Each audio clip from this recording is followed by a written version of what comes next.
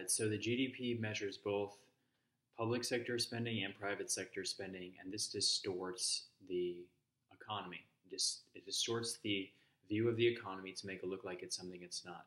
For example, when the economy is down, when the private sector is down, and it's not producing much like it is now, um, politicians, uh, they're up for reelection, need to get reelected, but they can't force you to go to the grocery store or wherever and buy a refrigerator, but they can force the military to buy five F-16 fighter jets, and and the GDP goes up, and the politician stands in front of the camera and says, "Hey, look, the GDP's up. I'm doing a great job. Reelect me."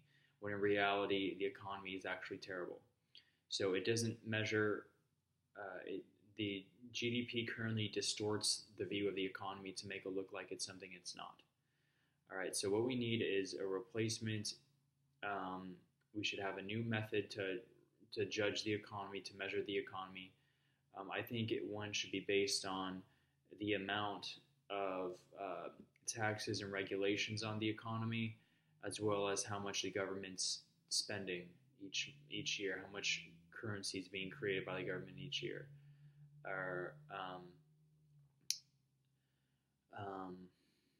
because when those things are low, the economy is doing the economy is doing well. Um, that's not to say we shouldn't have a government or government's not important. We should have a government, but its job is minimal to what it is now. Its job is to protect the rights of individuals. It's not to be a business. There should still be a stream. There should still be a government, so there should still be a stream of revenue for the government. Um, but it should be minimal to basically just protecting the rights of individuals. And politicians typically abuse their power when you give them a lot of power. So it's a way of holding politicians accountable. Um, the taxes underneath President Obama are really high. They were high to begin with before he took office, and it's been rumored he's conservatively raised taxes over 200 times since he took office. And in other schools have thought, it's been rumored that he's raised taxes over 400 times. What does the government need all that money for?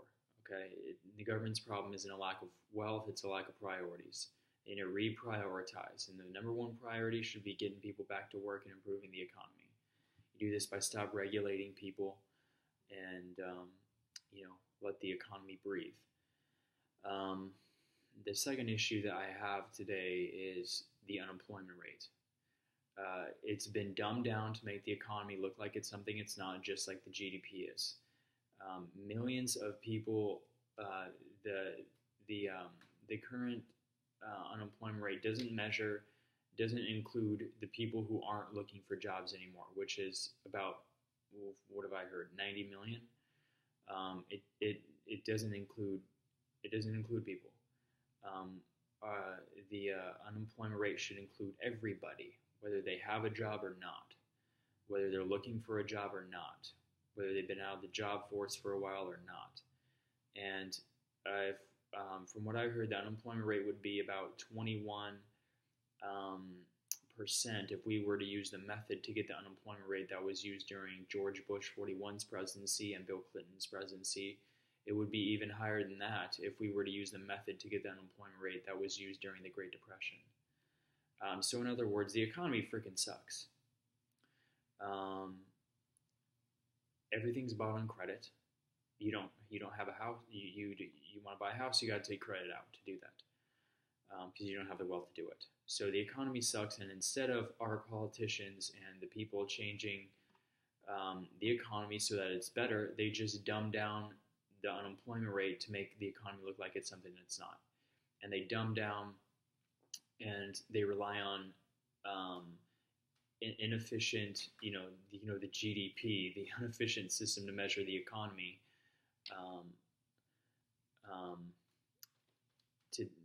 It's a waste of time. They're really wasting their time.